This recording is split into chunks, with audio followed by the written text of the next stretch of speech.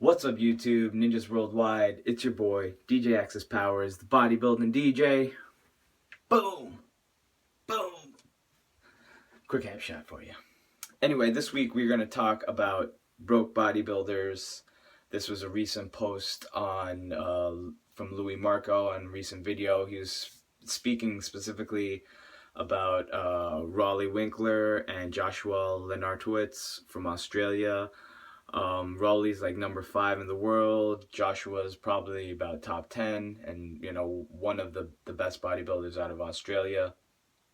And Louis was saying how some of these are some of the top guys in the sport, and they're not getting paid. They don't have sponsorships, and they don't have money coming in, even though they are some of the top bodybuilders in the world. And it's definitely tough, being a professional athlete.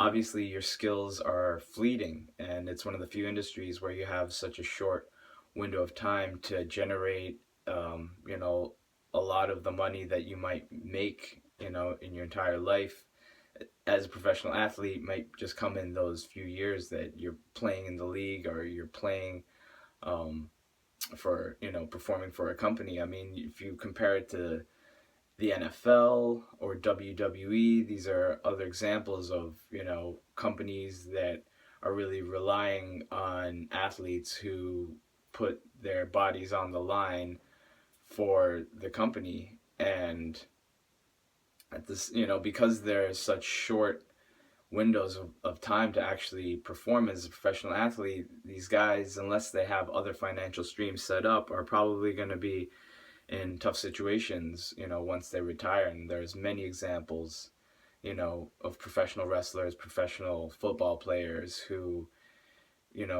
at the end of their careers didn't have much to show for it because they didn't really set up any other situations, and, maybe they weren't smart with the money when they were making it.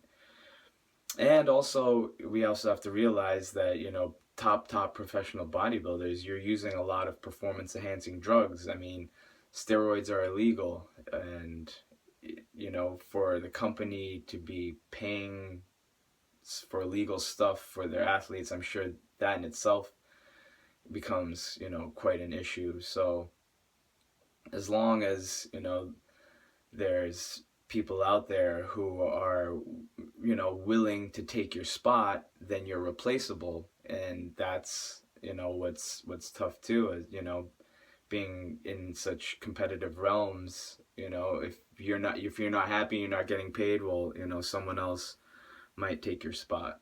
And that's just the nature of being in a competitive industry. If you're a professional competitor, then there's always going to be someone coming for your spot. And so I think definitely that these supplement companies can afford to make more, to pay these athletes more, then they will. But at the same time, it's a business. I mean, it's the same thing that happens between Vince McMahon and all the wrestlers who want to have better health coverage, or ex-football players who want to have better health coverage for the time they were putting their bodies on the line for the business.